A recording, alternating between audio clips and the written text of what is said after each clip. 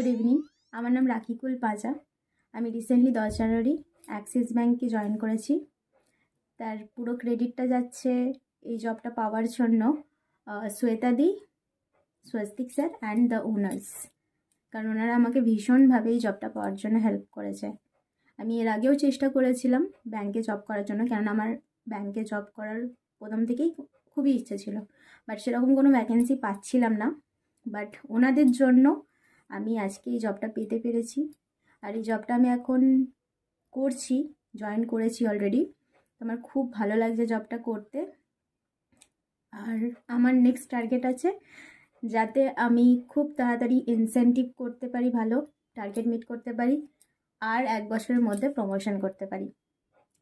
আমি চেষ্টা করব আমার 100% দিয়ে এই কাজটা করার, আর ট্রাই করব যাতে খুব তাড়াতাড়ি একটা জায়গায় পৌঁছাতে পারি। এটার জন্যে very very thankful to Shweta দি, Swastik sir and the owners. Thank you so much.